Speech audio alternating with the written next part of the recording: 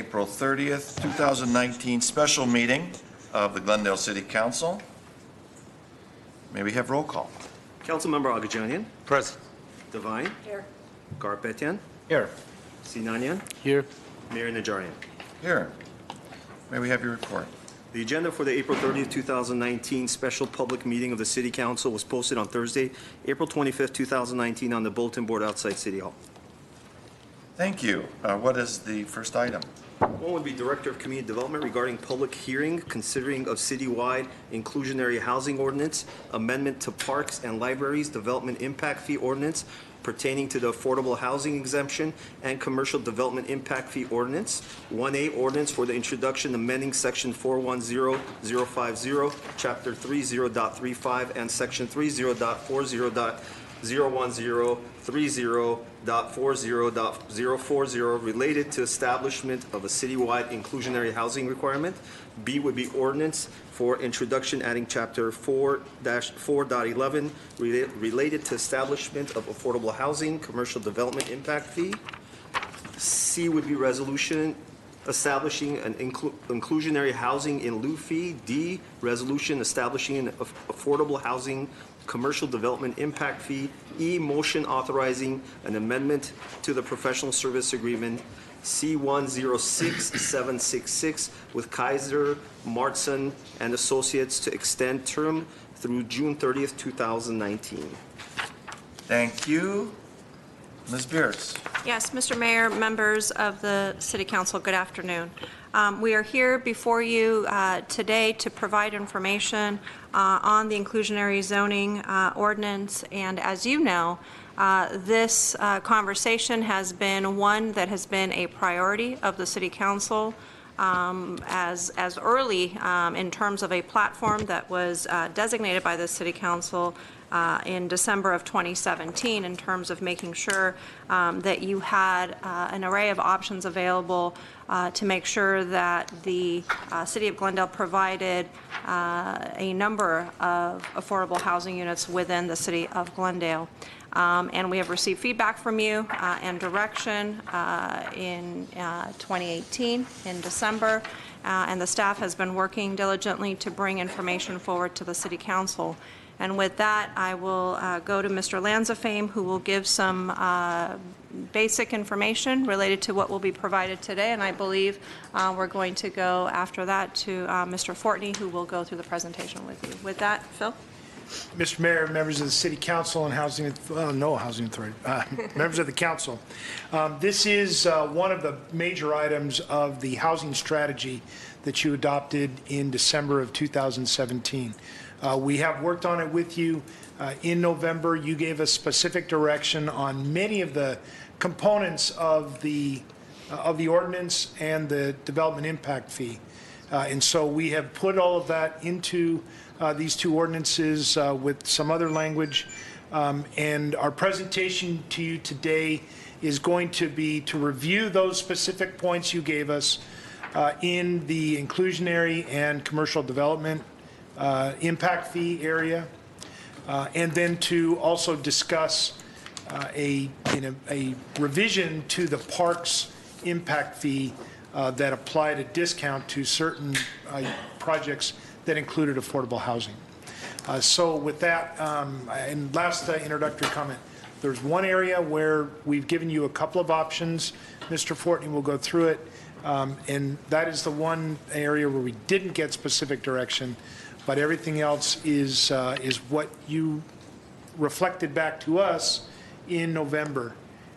Of course, any of this has the ability to be changed, and that is entirely up to the five of you.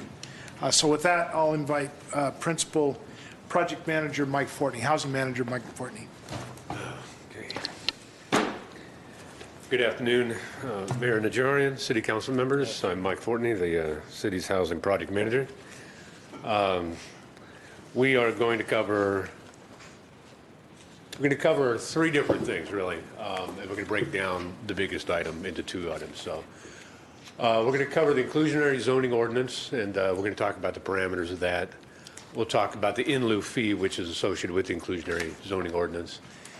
Next, we'll talk about the commercial development impact fee, and then finally, the amendment to the park and library impact fee. As Phil had said, most of the parameters of the inclusionary zoning ordinance was given to us from council, or direction from council on November 13th of last year. So I will go through those items. The first thing was we were directed to adopt a citywide IZO, and it should apply to both ownership projects as well as rental projects. The affordability period for both should be 55 years. It would apply to projects of 5 units or greater.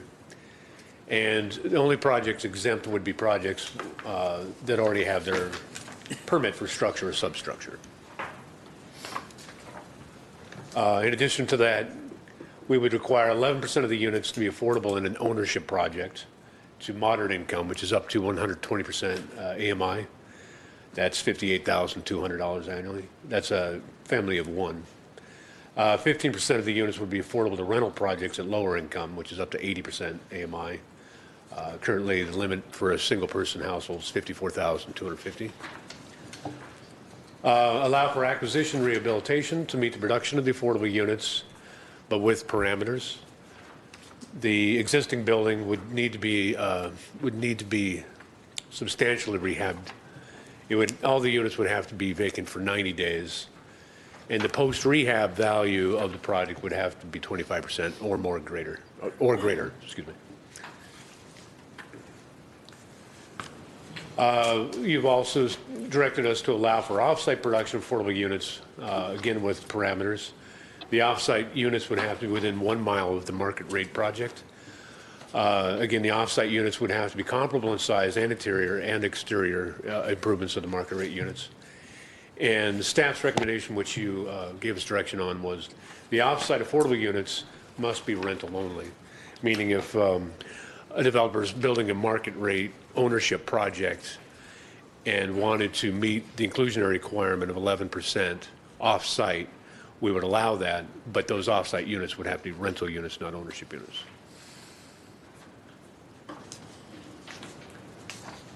Require affordable units to be of similar size and quality as market rate units. I mentioned that on the ACT rehab, but that's true of all inclusionary units. But based on discussion from the City Council, staff came up with a couple of options, one being the smaller unit option and another being the unit mix option. So I'm going to go through both of those now. But before I do, I wanted to just talk a little bit about how we select units now under the density bonus. We would select the units the same way under inclusionary. So I give you an example of 100 units in a rental project. Because it's rental, it would be subject to 15% inclusionary. So the developer would have to provide 15 units in a 100-unit project. In this example, I give 50 one-bedroom units, 25 two-bedroom units, and 25 three-bedroom units. What staff would agree to with the developer and the plan, the density bonus housing plan or the inclusionary housing plan, would reflect 7 one-bedroom, 4 two-bedroom, and 4 three-bedroom units. So we keep the affordability unit mix similar to the unit mix for the market rate units. The math isn't always perfect, but we get it as close as we can. If you notice too, we gave the example of 750 square feet as the average for the one bedrooms in the market, and 1,000 for the two bedrooms and 1,200 for the three bedrooms. When we're selecting the units, not only are we going to select 15 units, not only are we going to select units based on the unit mix of the market rate units, we're also going to look at the market rate units square footage, and we are going to select units that are approximately on the average of the market rate units. So if one bedrooms range from 620 to 870 square feet throughout the project, we're not going to just pick 620, 640 unit one bedrooms to be inclusionary. It's going to be about the average. Something else that we look at when we're selecting the units, of course, is we want to spread the units out throughout the project. So as an example, if it's a 4-unit project, we'd want units on all 4 floors. So there's a lot that goes into selecting the units, but this is the critical thing to look at when we talk about the options. So option number one is the smaller units. This is smaller units in exchange for additional units. The example I'd given before, the 100-unit market rate project, would have to provide 15 affordable units.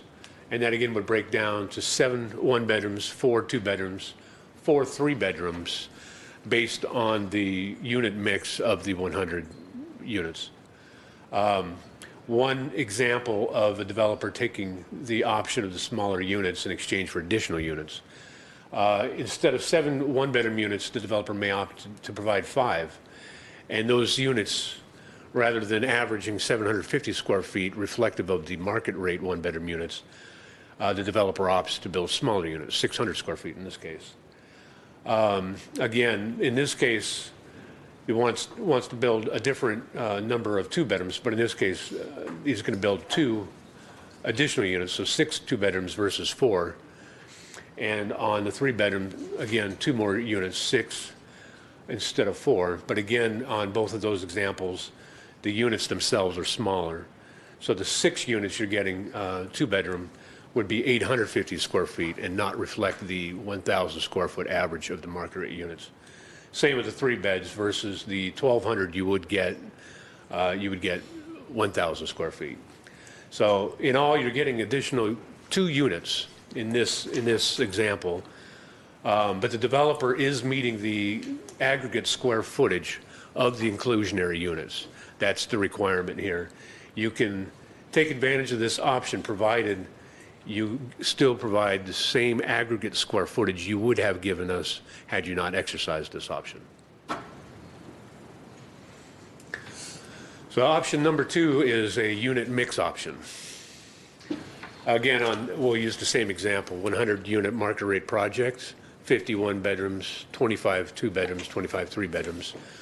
Staff would select 7 one-bedrooms, 4 two-bedrooms, 4 three-bedrooms for the inclusionary units. Here, we add up the number of bedrooms that you would have to provide if you didn't exercise this option. The total number of bedrooms would be 27. That's 7 ones, 8 in 4 two-bedroom units, and 12 in 4 three-bedroom units. So the total is 27 bedrooms. You're still providing your 15 units here. But one example of exercising this option may be you provide less one-bedrooms, 3 versus 7. You provide 1 less two-bedroom, 3 versus 4, and instead you provide 7 three-bedrooms versus the 4 you would have had to provide. In this case, you're not giving us 15 units, you're only giving us 13 units, but you're giving us 10% more bedrooms than you otherwise would have given us.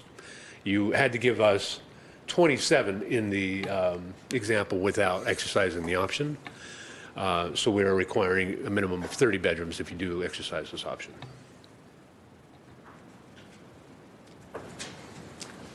So those are the parameters, the vast majority of which you gave us very specific direction on November of last year. Those 2 options, again, staff recommended options based on discussion that we heard from council. Next, we'll talk about the in lieu fee. This is the in lieu fee schedule that was proposed to City Council and that you gave us direction to incorporate it into the ordinance. It has a maximum charge of $26.30 per square foot on ownership projects of 21 units or greater, and a maximum charge of $55 per square foot on projects 21 units or greater on a rental project. Just quickly on the in lieu fee calculation, number 1, determine the number of units in the base project. So this is the project prior to any density bonus application, and multiply the gross floor area by the appropriate fee from the schedule, depending on the number of units in the project. If it's 21 units or greater, it would be $55 if it's a rental project. I wanted to point out the calculation of gross floor area excludes parking, patios, balconies, and storage of the base project. And code defines gross floor area as having excluded those items. So we're just being consistent with code. What the ordinance does right now, the way it is drafted, is it allows really the developer maximum flexibility in either paying the in lieu fee or building the units. Under density bonus, the developer has to build the units. There is no in lieu fee for density bonus. So what we see a lot of times is we'll see an applicant come in with a density bonus of up to 35%, typically right up to that level, asking for two incentives, which requires 11% of the units to be provided at very low income. What we've drafted in the ordinance is those very low income density bonus translate into low income under the IZO. So you are going to meet 11% of the 15% inclusionary by providing that under the density bonus. The fact that you're providing it at very low versus low doesn't get you anything. We're just calling it even. But what we're allowing the developer, the way the ordinance is drafted right now, is that developer could meet the density bonus by building the units. He doesn't have a choice, he or she, but could pay the delta. So on a 100-unit project, under density bonus, they would provide 11 units.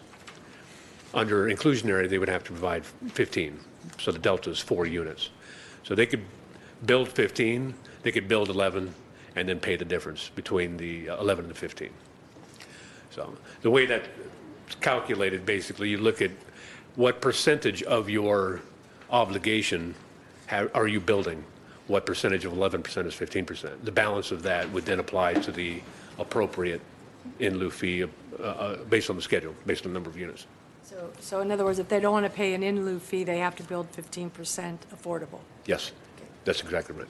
So another thing under this kind of maximum flexibility, the way the ordinance is drafted, if they don't go for density bonus and they don't want to build the units, they can pay 100% of the in lieu fee. That's their option. Another thing that we're saying, 9 times out of 10, it's not 100 units and 15% is an exact 15 units. There's always a fraction, right? What we're saying is, and the way the ordinance is drafted, any fractional unit, if you're going to build it, round up. So if the inclusionary requirement is 6.3, you have to build 7. But you can, under this, pay for the 0.3. You can calculate it basically the same way. You look at the number of units you're going to build and determine what percentage of your obligation you met by building, and then pay the difference in the fee. So really the developer, under the way the ordinance is drafted now, has maximum flexibility in terms of building units or paying the fee. The only thing that they must do, and that's density bonus law, is build the density bonus required units. So one thing staff thought as an option would be to require developers to build all the units to satisfy both density bonus and IZO, the inclusionary, if they choose to go the route of density bonus. And the thought being there, if we're going to adopt an inclusionary zoning ordinance and they're going to go density bonus, we want to see more units. If we're going to see more density, and yeah, they have to provide 11% very low, we want to see more units built in that project. That's just an option that we've built in there for you. Yes, Mr. Carpenter. How would you calculate for a 6 units project, right? A 6 unit project, if you use SB 1818, you go up to maybe 9 units or 8 units. So how do you calculate the 15% out of 8 units? Okay, so you have a base project of 6 units? Yeah. And they apply for a density bonus of 35%? I mean, if I'm building 6 units and you impose 15% IZO, I'm gonna go towards SB 1818. I'm gonna use SB 1818. So I can get some benefits in between. Right. So my project will end up being 9 units. How would we calculate that 15%? It's based on the base. Yeah, it is based on the base. Based on the base. Within 6 units, how do you calculate? So 15% of 6 is 0.9, so you would have to build 1 affordable unit. One affordable. Yes. Or you could pay the fee on 0.9. So your obligation, if you round up, it's 1. But if you wanted to pay the fee, your true obligation is 0.9. We would calculate it on that. And if on the Gross floor Well, no, area. you would use 100%. That's right. Yeah. Yeah. you couldn't use the density bonus? if you're paying the fee, you don't get the density bonus. Well, you could apply for the density bonus. No. No. Right. If you're going to pay the in lieu fee, you're not going to get the density bonus. Does that make sense? You get the density bonus because you're going to build the unit. Okay. So, Yeah, exactly. I understand now.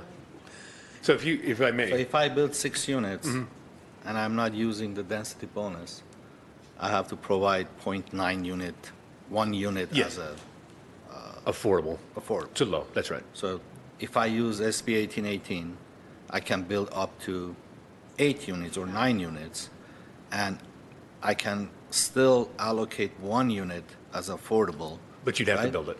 But I have to build it. I Yes. cannot pay that 0.9. Right. So the same applies for all the units? If I have 100 units and I'm using SB 1818, I have to develop it?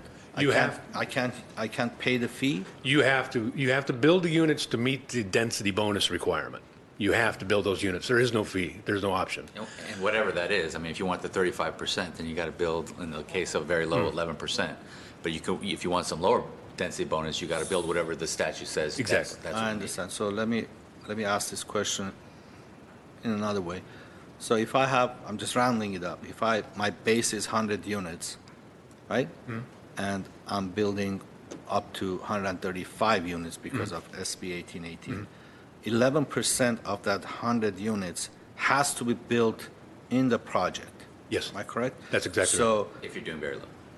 if I'm, Yeah. in any case, so the only in lieu fee that I have to pay if I don't want to build that 4% extra on that 15% IZO, so that 4 units I can pay the fee and not build it, but I have to build the 11 units or 11% because I'm using SB 1818. So That's if exactly you use the SB 1818, you cannot get around it and pay the in lieu fee for the 15% and say, I'm not building anything in my units. That's exactly right. Got it. That's exactly I didn't know that. I learned something new today, so, thank you.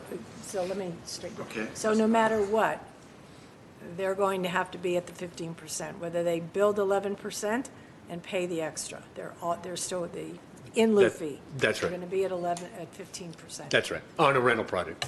Ownership would still be 11. That's right. All right, if you're ready, we can switch gears and go to the commercial development impact fee. I promise, much simpler.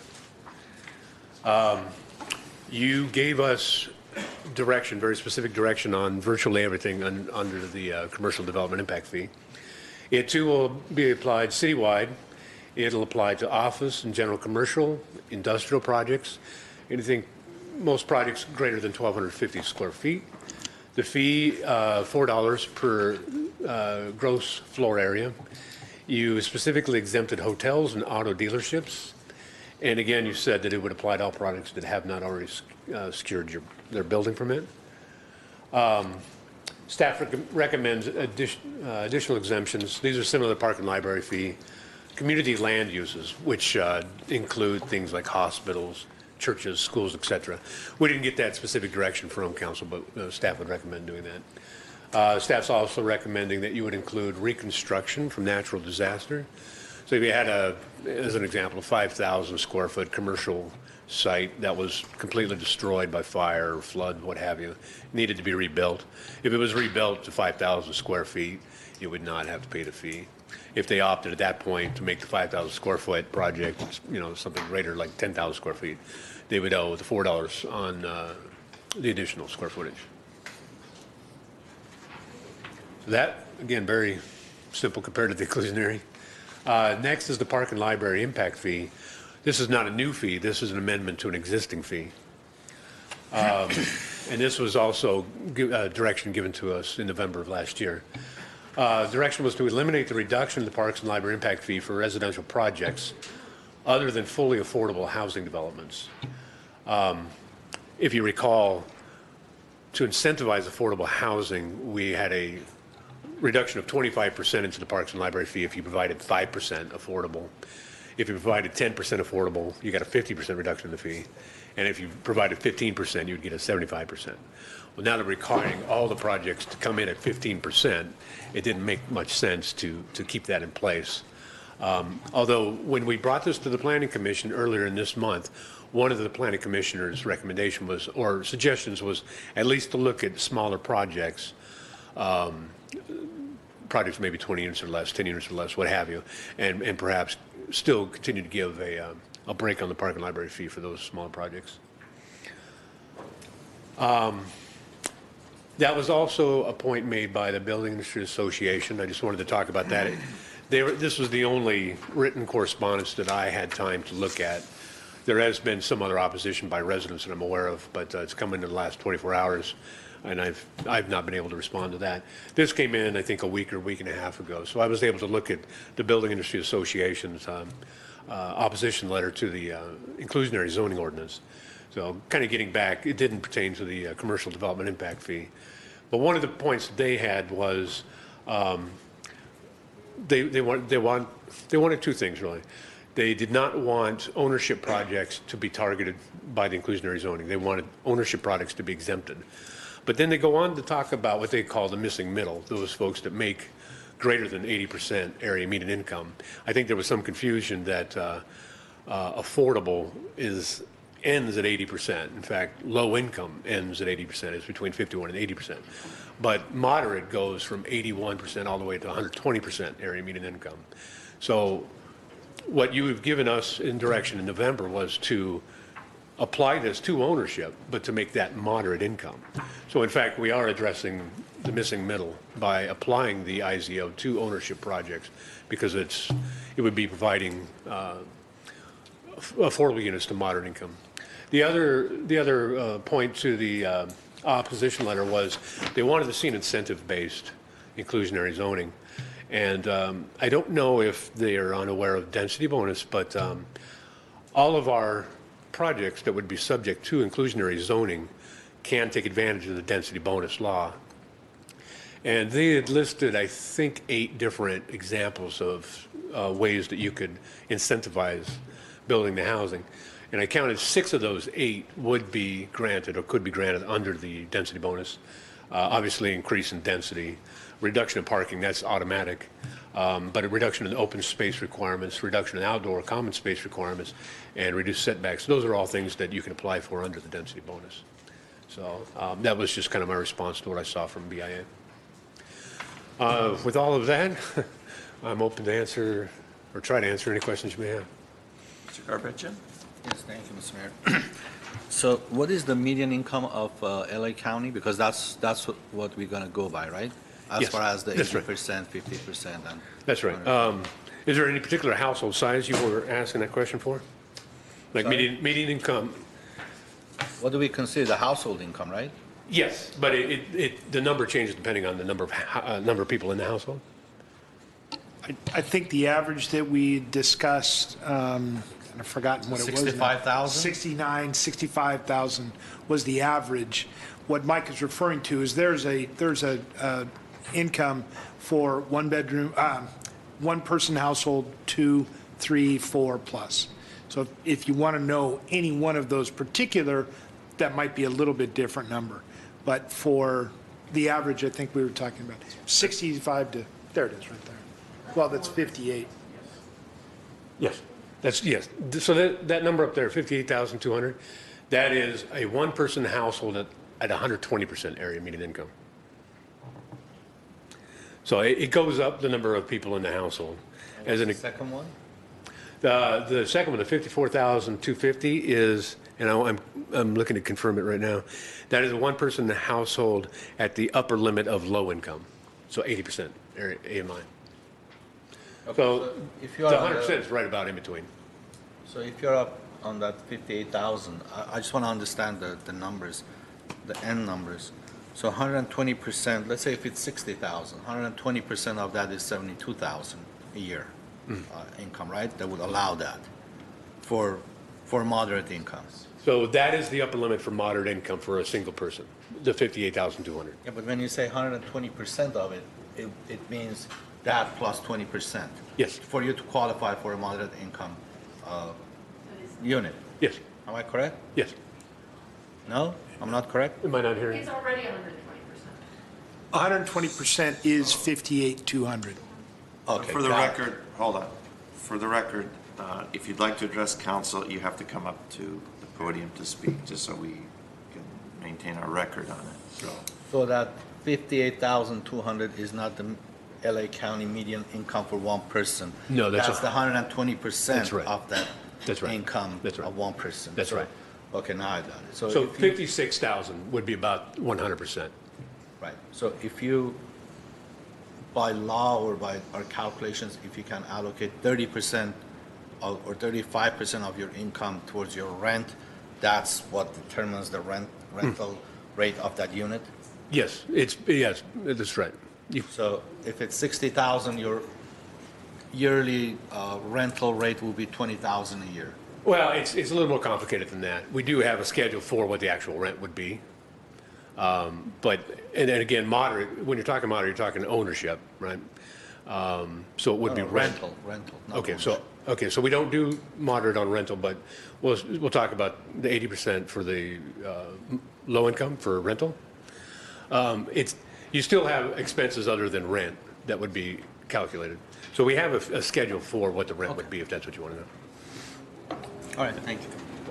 Just wanted to calculate what's the difference between the market rate Oh, I and the 80%. That 54,000, what's the difference in market rate rentals versus the affordable ones? Okay. So as an example, your max rent on like a two-bedroom would be $935 for low income, Okay. which could be half or even a third what the market rate would. Okay, thank you. Thank you, Mr. Mayor. Thank you. I have some cards from the public. Why don't we take those? Starting with Diana Coronado, Mayor Najarian, would you want to give them 3 minutes or 2? 3 minutes.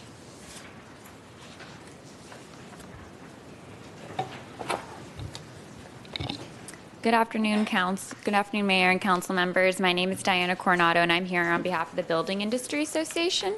I'm here today to provide our concerns on the inclusionary zoning ordinance. First off, I want to thank the council and staff for working with us and providing that open dialogue to discuss some of these issues and concerns that we've been conveying over the last month and more so over the last year. Yes, the previous speaker was correct. We have been able to turn in a opposition letter outlining 2 main concerns. The first being applicability. We feel that for sale housing should be exempt. It is not financially feasible and has proved to not be financially feasible in several different jurisdictions, so much so that it's been carved out of previous ordinances and looked at again. It tends, according to a Capital Matrix report, it adds $67,000 to market rate housing on that same parcel of land or piece of land. So all the subsidized housing, because it must be subsidized, adds cost to the regular market rate housing, which actually increases costs for everyone else who isn't able to afford a subsidy. So you're still making housing unaffordable for others related to for sale housing. Additionally, as previously mentioned, middle income earners and workforce earners are pushed out of the housing affordability market because when we refer to the middle income, we should do a better job of defining it. We're not defining it as moderate income. That's already been defined and codified in state law. What we consider middle income are folks who are above that 120 AMI, above $65,000 a year, which is not a lot of money when you're paying rent or trying to buy a house in California and in Glendale. I can attest to that myself. Additionally, we feel that applicability, 5 homes is too low. It's the lowest we've seen in any inclusionary ordinance, including the county, who's bringing up an ordinance themselves. You stand to devastate small builders who are already offering affordability options for people looking for that now. Those are mom and pop builders, folks who have second stream of income just to make ends meet. Thirdly, we hope that as related to applicability, we hope you exempt projects that are already in the pipeline, who've already chose to invest in this city and in this community and have already put in a lot of money for their projects. We think that that should be a consideration. And then our second overall concern does deal with the incentives. Yes, SB 1818 density bonus is very helpful. However, going back to the for sale housing, it for sale housing can't take advantage of density bonus and oftentimes, if not ever. There's no incentive for sale if you're going to continue to impose it on for sale, and that needs to be considered as well. It relates better to multifamily, and even so, the financial feasibility for an inclusionary ordinance really should be more processed and thoughtful, especially related to more incentives. I'll just close with saying again, thank you to council and staff for hearing our concerns, and please look at our letter and consider how this ordinance is going to affect overall affordability. Thank you. Thank you. Art Simonian?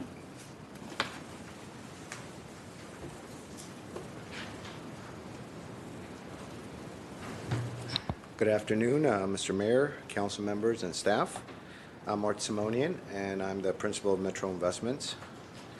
I'm not here to provide an opinion on inclusionary housing per se, or to discuss future projects that are not in the pipeline and how these projects might be affected.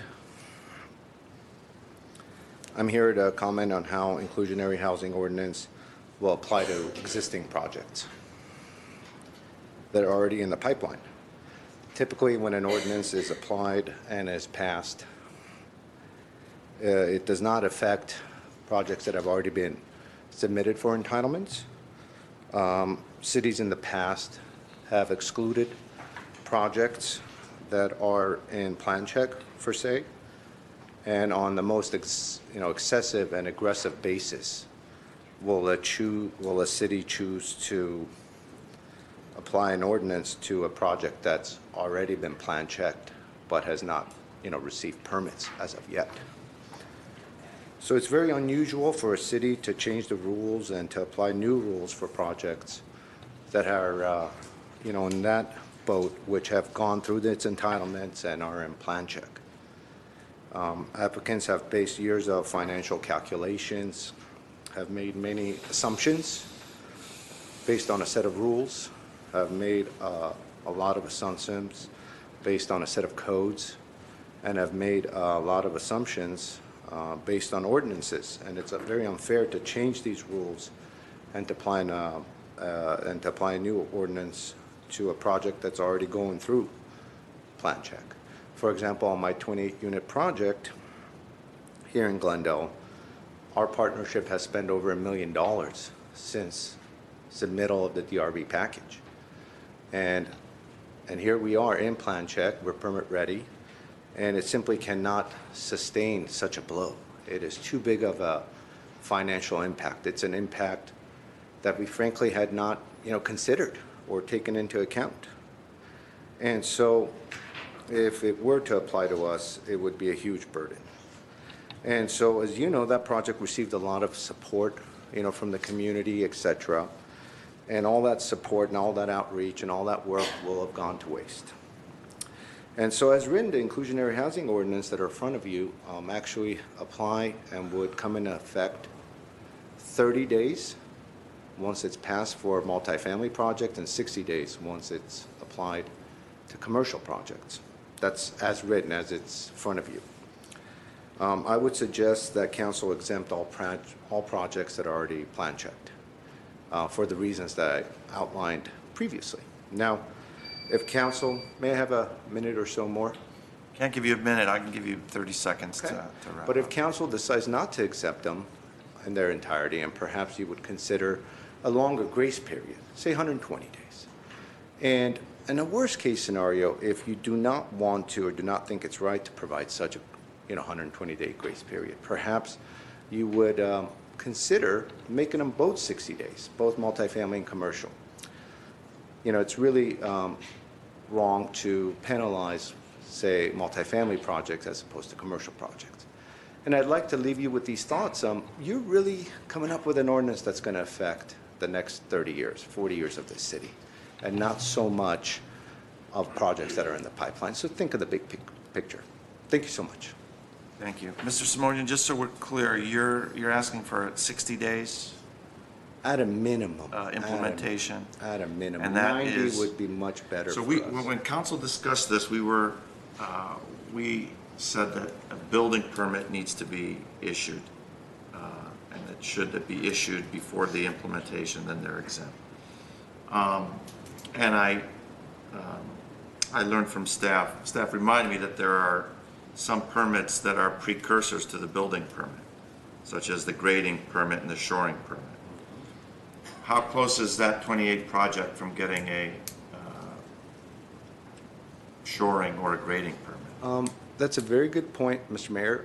We are permit ready, so we can go ahead and pull, say, our shoring permit or our grading permit, and that would be great if there could be some clarification indicating that would. We may have a discussion on that, so I just wanted to know basically where you were in that process. Okay. Thank you for that Thank you very much. clarification. Thank you. Margie Simpkins.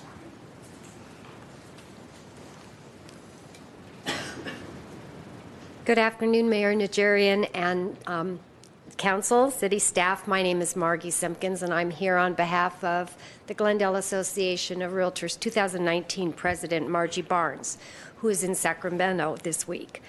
We have reviewed the staff report and instructions from your staff regarding amendments to the municipal code and to accommodate citywide inclusionary housing and a commercial development fee. With the following changes, we are happy to give our full support to both proposals. As you are well aware, the high cost of housing will only be alleviated by the production of housing statewide.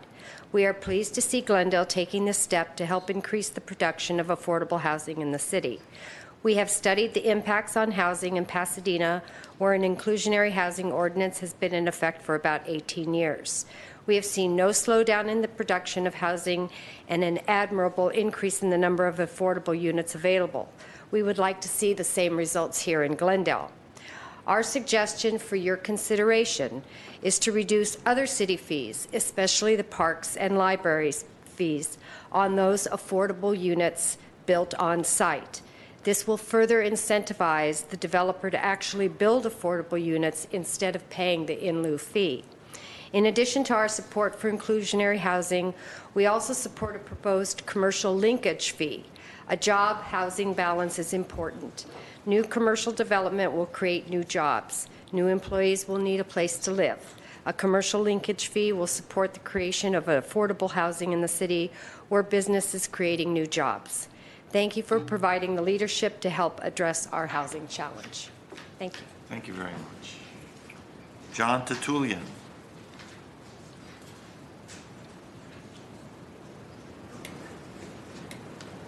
Good afternoon, Mr. Mayor, City Council members. Thank you for allowing me the opportunity to speak on behalf of this issue. I would simply like to emphasize Mr. Simonian, who spoke prior to me, regarding the issue of allowing those who have already submitted plans in plan check and that have a ready to issue an RTI to be allowed a period of 60 days to 90 days where they have an opportunity to pull their permits.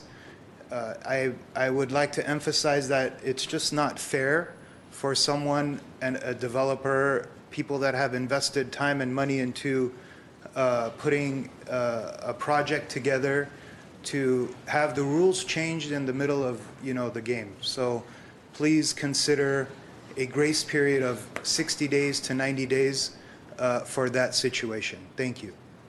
Thank you. Grant Michaels.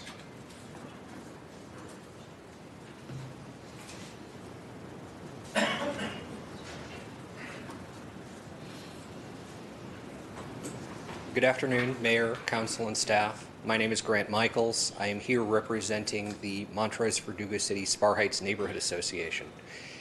We are here to speak in general support of this ordinance. We came with as many questions as many of the council members had, specifically on the interaction with the SB 1818 legislation. Thank you for the clarification that came from staff and the council members asking questions. We think we have a better understanding of that. We generally support the adoption of this ordinance citywide as it relates to zoning. We do support the fee structure as it has been proposed. We do remain to have concerns about the additional density bonuses such as open space and setbacks of how it will be applied to these projects that grow larger, specifically how it would impact the mass and scale of these projects. And finally, I have one question which hasn't been addressed, which is how the ordinance would be applied to projects that have gone forward under the PPD. And specifically, as was mentioned by Mr. Simonian, the neighborhood association was involved in that project, and we supported that project as a PPD project, in that it would be built as designed and as approved, and we have questions of how this ordinance would be applied to that and how that may change the project. Thank you very much for your time. Thank you. I have no other cards, so we can either ask questions or start discussion. Mr. Sinai. So questions of staff. One of the speakers indicated that the exemption of only 4 units, so for the ordinance to apply to 5 units and up, is unprecedented in terms of the few number of units that are being exempted. Is that, so can you address that? I apologize. I couldn't hear all of what you said. Would you mind repeating that? So this IZO is going to apply to buildings that have more than 4 units, right? Yes, that's right. Anything below that is exempt. Right. So the point that was made was that 4 units is too few, that usually IZOs have a higher cutoff point. Okay. Yeah, actually, we have Kathy Head. She is with Kaiser Marston. I'd like to bring her up because she's familiar with inclusionary zoning ordinances in other municipalities. Okay. In general, throughout the state, the range is between 3 and 10 for what the minimum size of projects is. 5 is at the lower end. 5 was chosen because it ties to the minimum standard for the density bonus. So a project can only apply for the SB 1818 density bonus with 5 or more units. Okay, so we chose 5 just because that's what It SB 1818 does. Right. Okay. And you said 3 to 10, but is there like a standard? Is Well, there it a really favorite varies. number? There's really no favorite number. For example, Burbank has been working off 7 in their now suspended ordinance, which they're redoing. West Hollywood starts at 3. I can't remember what Pasadena does off the top of my head, but I could look it up. Look it up. I can. I'll have to look at my computer.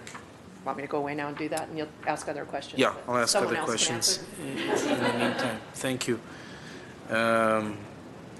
Also, the point was made that ownership units will not be, I mean, they're not subject to density bonuses. So, and you want to address that? Shall I look that up while? What'd you say? Yeah, Kathy would probably be better to answer that also. I would just say that ownership projects can take advantage of the density bonus. They can? Yes.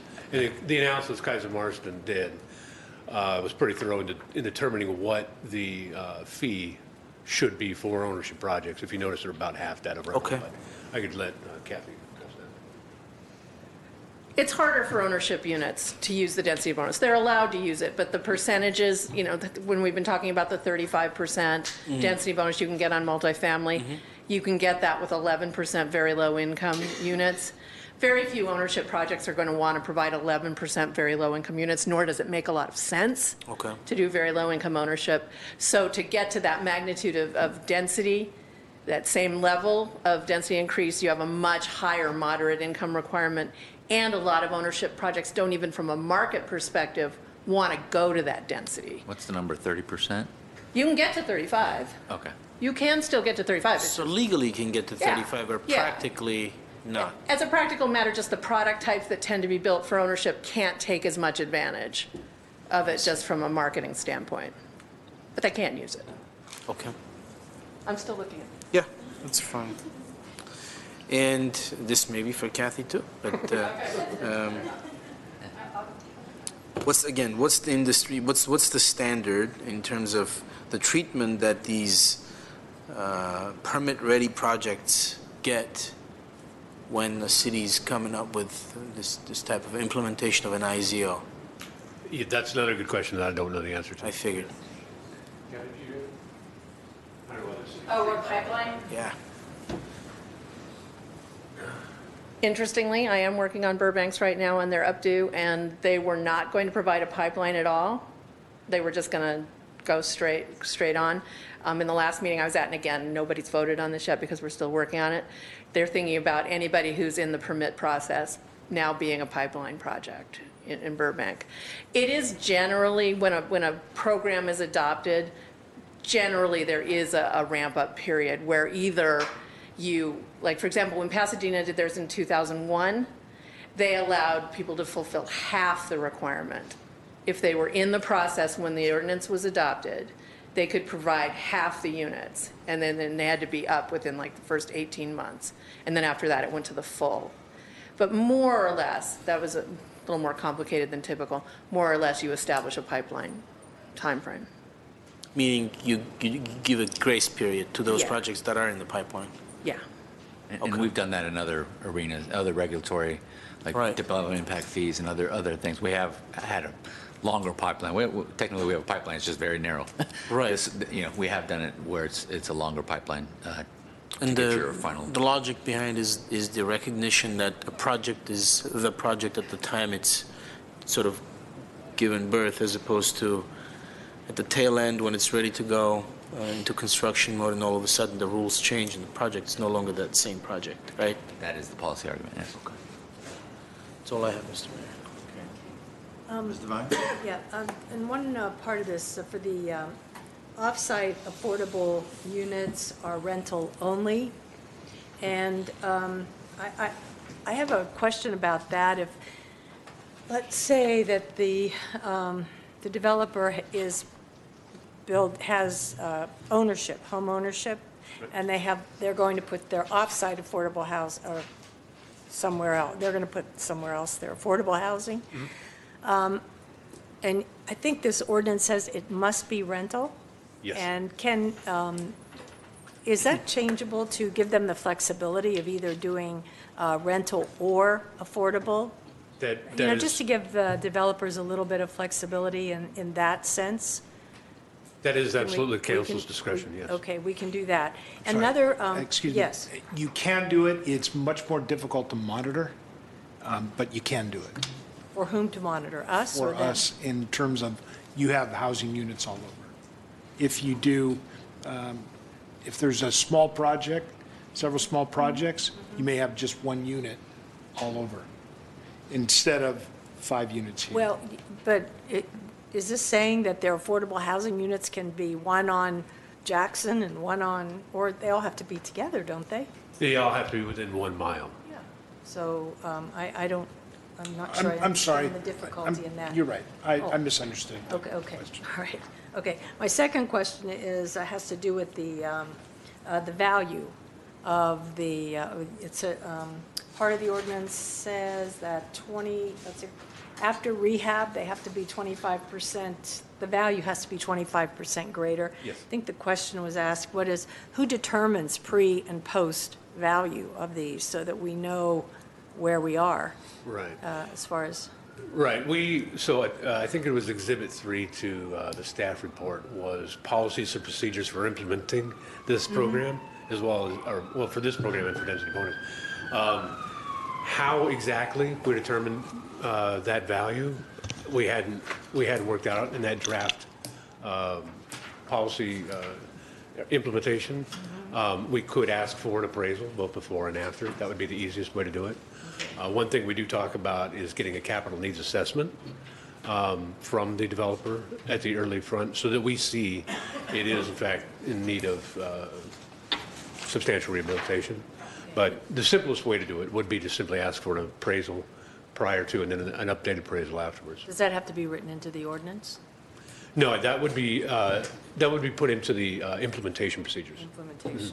which are draft right now. They're very close, I think, to final, but they're just draft right now.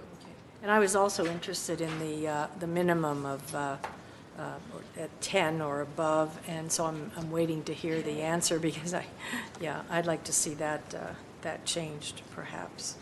And we could also,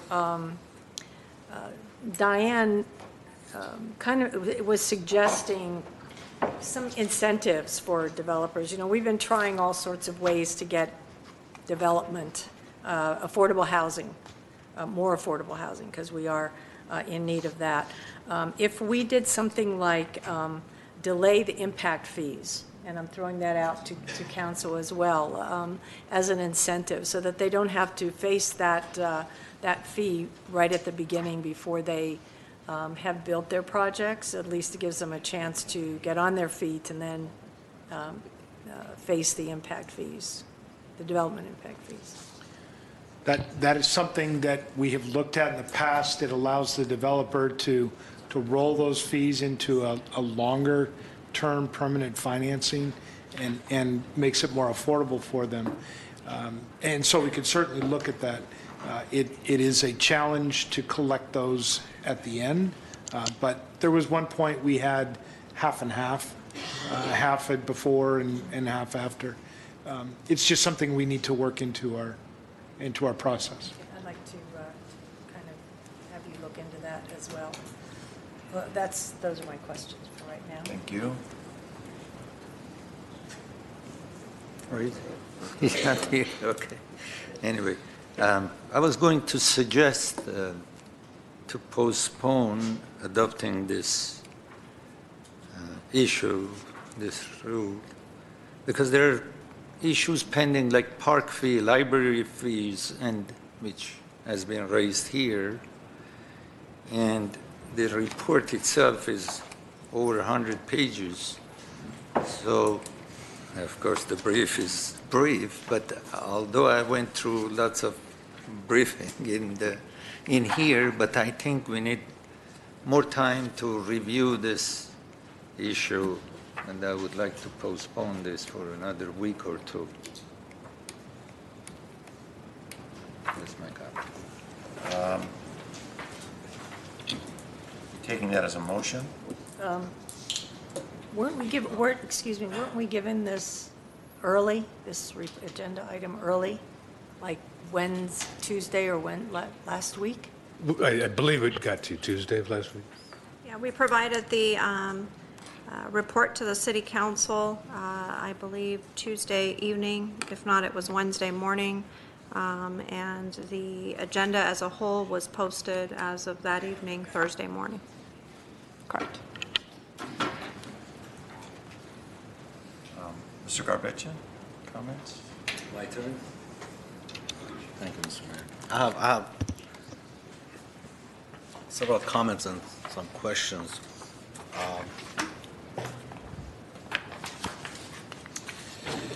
You may have a seat because I want to make my comments, and then if I have questions, I will come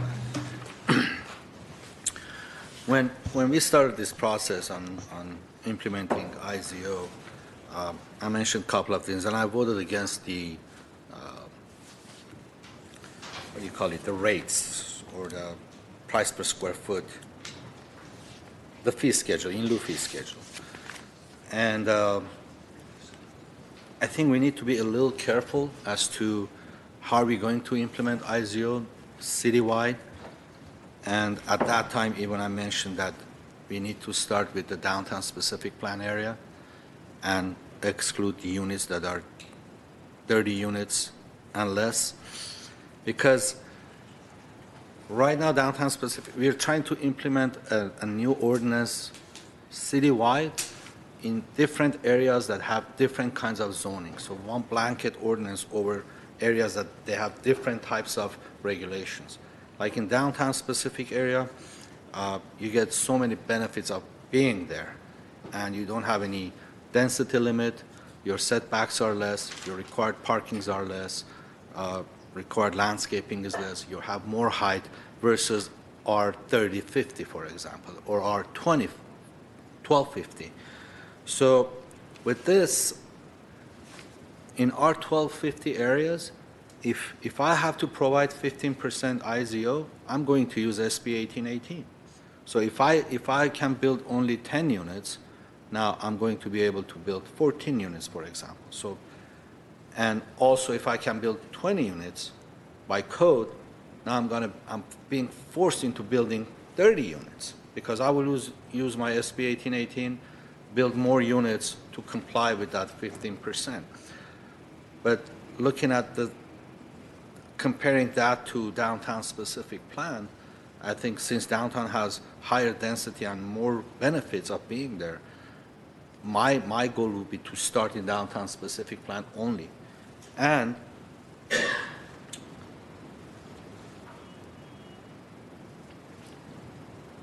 even in downtown area, we have to be very careful as to, I understand that Mr. Agajanian mentioned several times, and we had a discussion with the briefing time today, that when it's determined that if you have 100 units, your base units, 40% are twos and threes, and if you want to build smaller units, that number of twos and threes should not change, and number of the maximum density that you have should not change if you build smaller units. So if you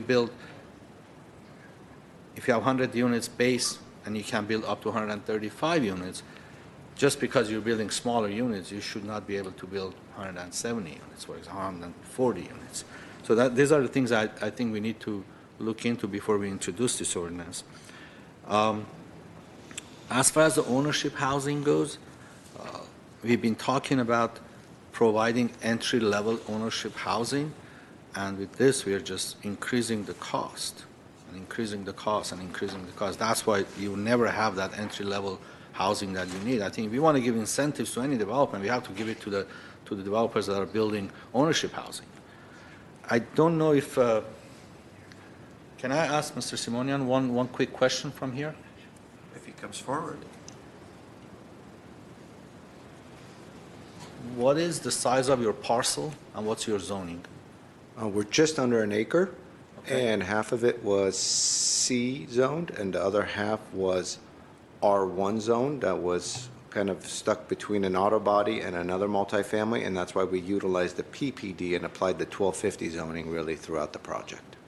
So 1250 throughout the project for 1 acre site. Yes. And how many units do you have on it? 28. 28 units. Thank you. Thank you. You may have a seat. So 1 acre lot is 43 units per acre with R1250.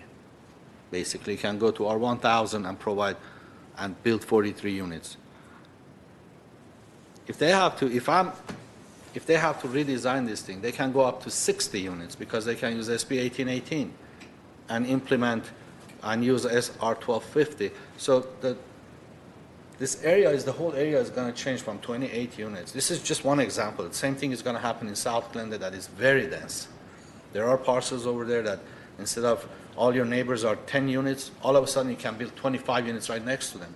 And with the parking reductions that you get, with all the setbacks, and you get 4 different incentives with SB 1818, you're just going to force these large projects in a neighborhood that is all, I don't know, 8 to 10 units or 12 units. I think we've got to be very careful. I want to have more inclusionary housing. I want to have more affordable housing, but we need to be doing that. We've had 4,000 units built, and unfortunately, this wasn't implemented in downtown specific plan. But let's remember that most of our large projects are in downtown area. So my goal would be to implement the IZO in downtown specific area, and the 2 areas that are 30 units more if they're outside downtown, or if they are outside downtown and they're using SB 1818, then yes, the IZO should kick in. Let's say if they're in R1250 zone, they want to use SB 1818, in that case, let IZO to kick in. Otherwise, if I force it on them to provide this 15%, every developer is going to use SB 1818. And it's not growing organically, let me put it that way. It's going to put a lot of pressure on them, on the neighborhoods. I have so many questions about the report that we have in front of us, but I don't know if I should stop here or maybe get some feedback from my colleagues and see what do they think about these ideas. Well, my thoughts are to move forward as soon as we can with this, with 2 exceptions. I support the idea that the fees, the in lieu fees, may be paid at the end of the project prior to the issuance of the certificate of occupancy. I also am in favor of exempting those projects that have obtained a grading or a shoring permit prior to the implementation of this ordinance. I think we need to move forward on this. Many months ago, we had a discussion. I think council was almost unanimous in the concept that this should apply citywide. We went through those checklists. And I think once you start chipping away at this, we're going to end up failing our residents that really need affordable housing. I think it's a balanced ordinance, and we need to get onto it. We've touted this as during our discussions of rent control, we've touted this as our attempt to bring more affordable housing to the community. And I'm afraid that if we delay this, we're just going to start pulling at strings, and this thing is not going to succeed. So those are my thoughts. With those two exceptions that I just mentioned, I'm ready to go forward with it as it is. I'm not asking for delaying this process, but implement this ordinance in downtown specific area. And if outside downtown specific area they're using SB 18, this has to be implemented as well. And exempt the units that are 30 units and below or less. Other than that, you are going to have a different zoning in different areas of the city, especially in South Glendale that has R30 zoning, R2250, R1250. It's going to create and you're implementing a new ordinance it's a blanket ordinance for the entire city for areas that have different density. And I don't know I don't know if it's a good planning or not, but I think it's not a right way of doing it. Plus, I had a couple of questions on this off-site, if I may, Mr. Mayor, ask this question. The off-site units, it says they have to be vacant for 90 days, and they have to be in need of substantial building. They have to be under citation of substantial building code violations. So is it before purchasing before the developer purchased the units or after? The 90 days? Oh, prior to the developer purchasing, yes. Prior to developer purchasing the property. That's right. That's It's right. vacant for 90 days and it's in need of substantial remodeling. So Right. We're trying to address not only affordable housing, but we're also trying to address any blighted conditions. So we want to target a building that really needs fixed up. So if a building is in need of substantial, rehab, how could it be 25% of the value before and after? Because when you do a remodel, all the building codes kick in after you are 50%, within that 50% rule, after you move 50% of your walls and the amount of work that you're doing is over 50% of the value of the property, then all the new codes kick in. If you're less than that, the ADAs won't kick in, fire sprinkler won't kick in. If you are over 50% rule, then the new building code will apply to you. If you're below that, it will not. So I think that 25% has to be at least 51%, because other than that, the value. Other than that, I don't think you do. When you say substantial need of substantial work, 25% is not in need of substantial work, because your roof can cover that because you have a big roof to replace, for example. Or your windows will cover that because they're expensive.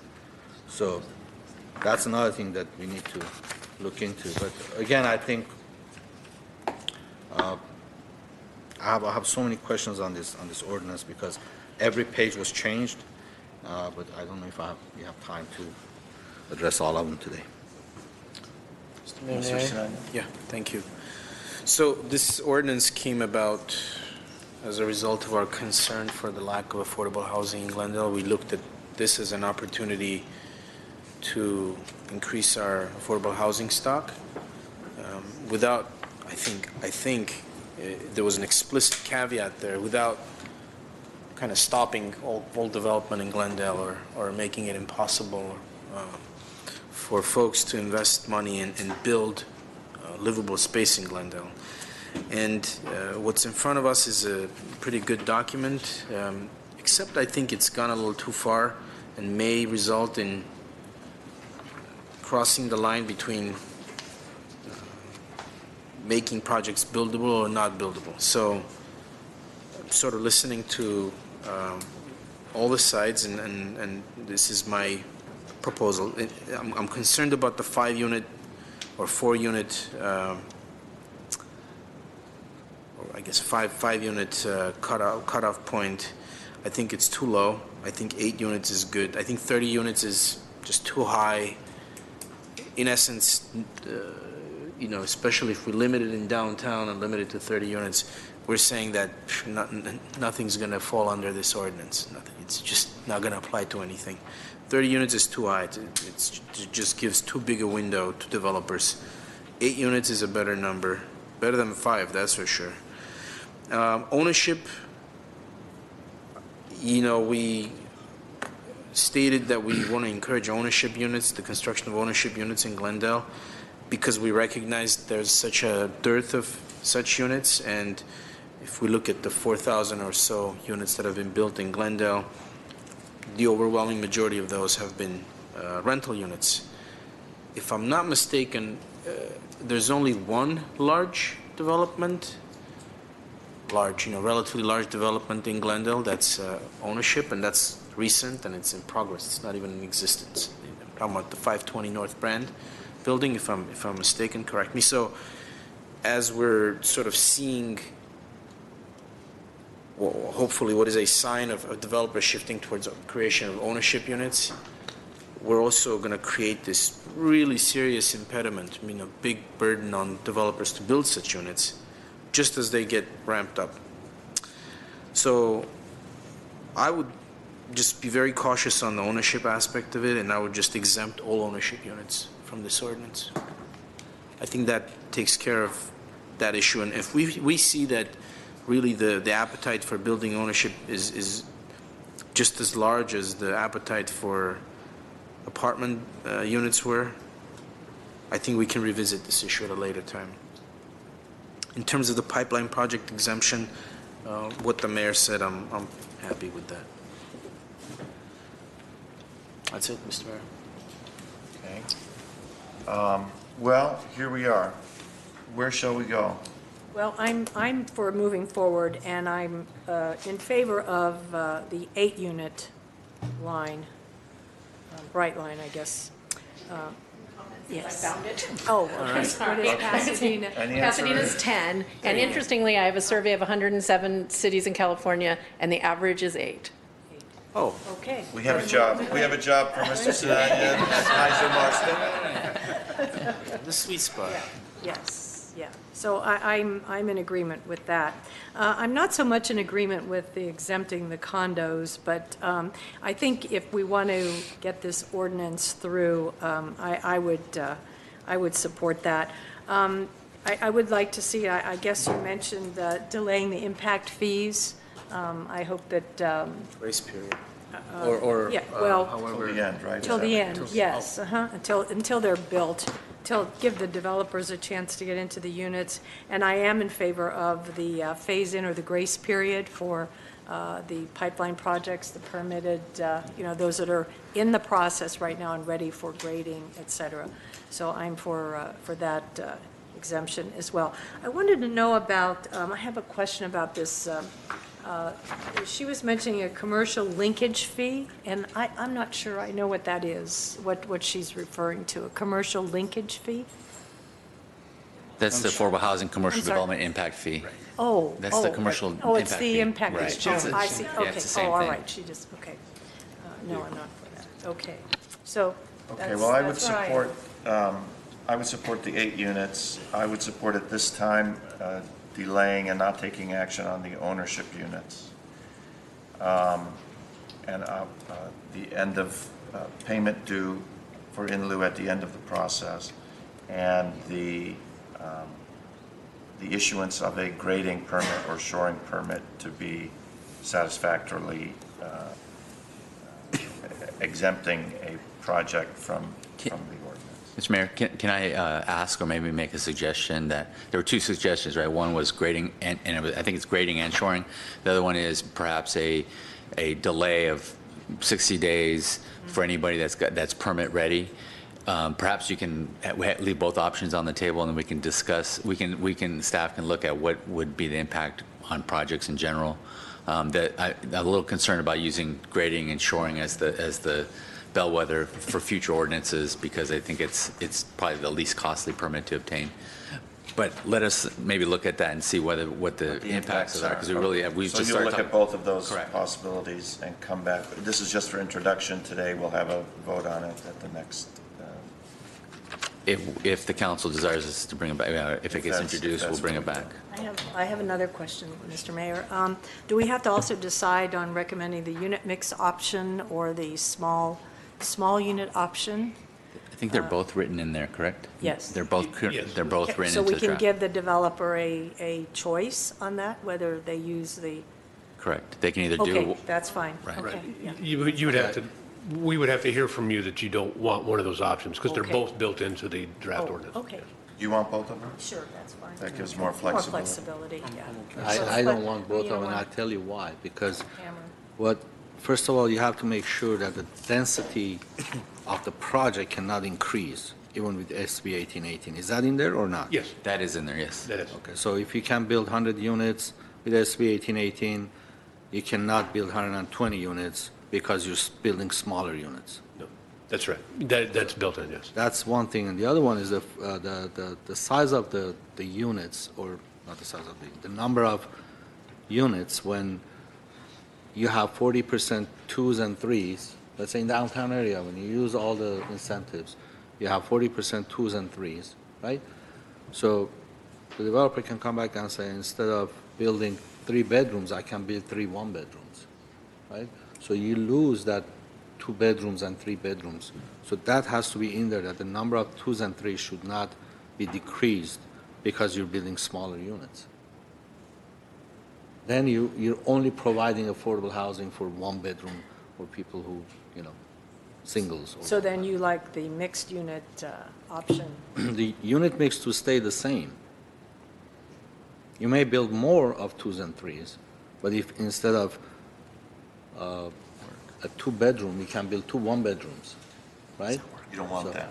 No, because your density, the density is capped. When you do 135 unit, 100, when you do SB 1818, you go up to 135%, right? So if you can build 100 units, you can build up to 135 units. But you don't want them to build smaller units and get rid of that twos and Right. threes. Okay, so then that would be the mixed.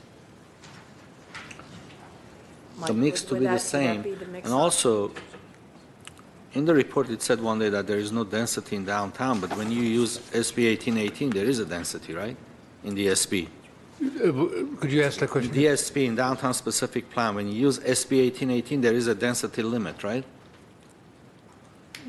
It's, Come on forward. Because I worked on the DSP. I worked on the Dwelling- DSP too, so I'm a dwelling- jack of all trades. dwelling You're absolutely number per right. unit. They've done a conversion in the downtown to create a threshold density that applies when people apply I to just use want the to make sure density. we're not taking that away with this ordinance, because No. somewhere in here said that there is no density in downtown, and you can build it within that envelope, so Yeah, if they use, Yeah, no, you're right. It said that in the report because there was effectively not a density, but then when I was working on the DSP, it became clear, or was told to me, that, no, they have a threshold that they use to do a conversion when density bonus applications come in.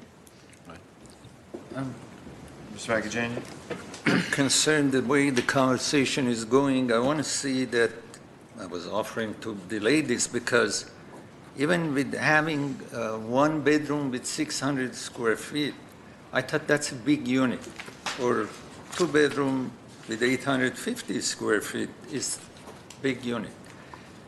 Especially on 1 unit, mostly if this is used by elderly, they are recreation room in the buildings, in affordable units or a big building, they have recreation room, they have gardens around the building, and I don't see why one person should stay in 600 square feet unit. So I was going to ask, apparently now we are going different direction. The delay was to modify these numbers, or even there are 3 bedrooms. If we are helping the person to be in 3-bedroom house or unit, so we can make it smaller and have more units to offer to those who are in need of those units. And also to change the configuration of it. We went through this, we said 40% should be 2 and 3 bedrooms. Now the conversation, if it goes to the direction that the developer has any option, I think that will be the wrong way to go. Thank you. So that was in the downtown, our changes to the downtown specific plan, that unit mix. So outside the city, there's not, outside the DSP zone, there's not that requirement. But what you gentlemen are pretty much on opposite sides of the No, I think issue. we're on the same side. There's a kind of a, because the way it's presented and it's so much information, probably I'm kind of misunderstood. Because by code, you cannot increase your density by building smaller units. I understand what Mr. Alexandrian is saying. Let's say he says instead of a 2-bedroom of 800 square feet, you can build 2 1-bedrooms that are 400 square feet each, for example. But by doing so, you're not building more units because your density stays the same, even if you build smaller units or larger units. What I'm saying is I'm okay with them building maybe smaller units if they want to provide more, if it makes sense for their project. It would make sense for the projects that are less than the allowed density. Let's say if you can build 135 units, right, but you're proposing 120 units, in that case you can make smaller units and push it up to 135 because that's your cap. You don't understand what I'm saying? I absolutely don't. okay. From what I heard was you're on the opposite we're not. extremes. He wants more smaller units. He wants that. With all due respect, correct me if I'm wrong, you want to make sure that you have as many small units for as many elderly single people as possible. I think we have entirely different visions. But of I want to what's keep happening. the 15% intact. Oh, sure, yeah. We don't want to touch that, but just going with the numbers of apartments, just the square footage to be same, and the units will be smaller for those which come forward looking for affordable housing. Okay, fair enough. And then what I'm hearing you say is that we have to make sure that there's enough 2 bedrooms, 3 bedrooms. And let me rephrase my statement. The code allows for certain density, the highest density that you can build in your zone, wherever you are. The code allows a number. Most projects, they can't reach to that high number, okay? So in the areas that they cannot reach to at a high number, building smaller units and increasing the number of units makes sense, because then you can reach to that high number. But if you are maxed out, if you can build 100 units and you're proposing 100 units, building smaller units, well, nobody's going to do it, because then you increase that 100 to 110, 120 units. You cannot increase the code says you cannot increase your maximum density, number of units that you have. So by building smaller units, you're not achieving more units in cases that they're maxed out already. We can look into it until next week. This is introduction, right? Yes. Okay. For next week, can you give us a number as to how many units were built in Glendale outside downtown specific plan? In what time frame? I'm sorry? What time frame? What type? What time frame? Last 5 years. How many units were built and there were less than 30 units per project? And also, I'd like to know Excuse what me, is... sir, I am not sure we can get that number. We will try, that less than 30, we'll try. Or how... we'll do our best to get it. I know we have reports that give us number of units, projects, but we'll see how many of them were less than 30. And also, as far as exempting the ownership housing, my goal is to exempt the ownership housing that is more affordable, entry level. And there is a average price, right, a median price on what the units are going for in Glendale? I wouldn't know that number off the top of my head. but- No, I understand, but for next week, can you find that out?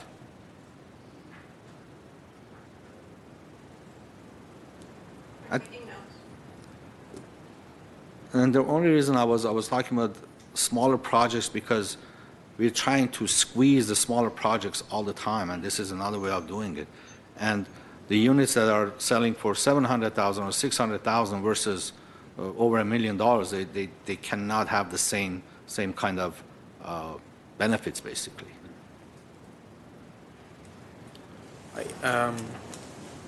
Okay. Taking all that request for information, And I'll introduce, Can we- Just to clarify where there was agreement, okay. so it would only apply to projects of 8 units or larger. yeah, You exempt ownership projects. Right. Moderate, which is, I guess, common interest development type projects. The in lieu fees could be paid at the certificate of occupancy. There'd be 2 options on the grace period, either exempting project with shoring and grading or exempting a project of 60 days for somebody that's in plan check and permit ready. I think those what I heard in terms of whether there was commonality right. amongst the council members. Okay. So that's what we'll bring back, and then we can have further discussion on the other points. So I'll Okay. introduce that. So there's an ordinance at 1A. That is the IZO ordinance, the inclusionary housing ordinance. And then there's The second ordinance is for the Ordinance. commercial impact fee, so that needs to be introduced as well. okay, that's been introduced. Then we have a resolution. I would suggest to hold the 2 resolutions until we come back to next week, but then also approve Then the. there's the motion authorizing Right. amendment to the Kaiser Marston professional services. Let's approve that, so Kathy will come back to our next meeting. Okay, so is there a motion at? I'll move that item. Twenty- Okay. I'll move that one. And is there a second? I'll second it. Roll call, please. Councilmember Agajanian, Yes. Devine, Yes. Garpetian, Yes. Sinanian, Yes. Mayor Najarian. Yes. And we have no other business. Will someone move to adjourn? So moved. Second. We are adjourned.